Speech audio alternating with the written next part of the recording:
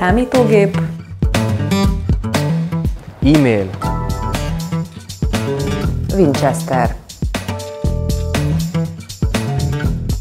Laptop.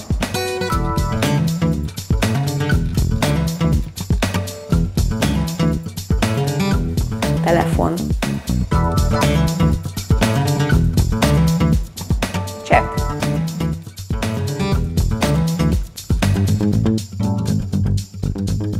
Monitor.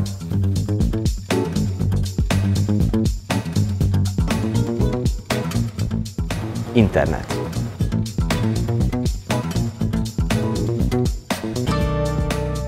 Amikor megkaptam életem első okostelefonját, akkor nem igazán örültem neki, óckodtam tőle, nem akartam használni, nem szerettem, én ezt nem tudom, nem is akarom megtanulni.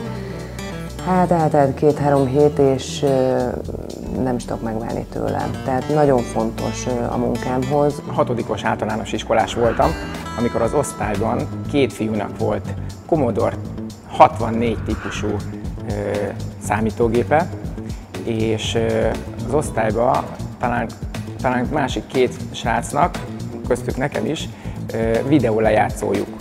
És ez volt a csere alap, hogy ők átjöttek hozzánk filmet nézni, és ahány perces volt a film, én annyit játszhattam a Commodore 64-en egy másik alkalommal.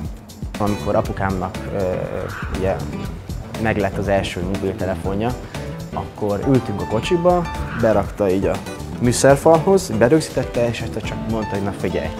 És ki volt hangosítva az egész. Ott ültünk a kocsiba, mentünk nem tudom hol, és azt hallottam, hogy a mamámmal beszélek, és ez fantasztikus volt számomra. 2005-ben 4 fal között egyszer számítógéppel nekiültem, és elkezdtem írni. Ebből indult az a tündérmese, aminek köszönhetően mára a szenvedélyem, a gasztronómia vált a hivatásommá. Többek között azért imádom ezt a munkát, mert tényleg nem helyhez kötött, hiszen egy számítógéppel és egy telefonnal gyakorlatilag a világ bármely pontjáról el tudom végezni, akár egy kávézóból, legyen az éppen Debrecenben, Budapesten vagy mondjuk New Yorkban.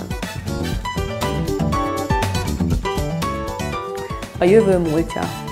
A múlt jövője. A múlt jelene. A jelen jövője.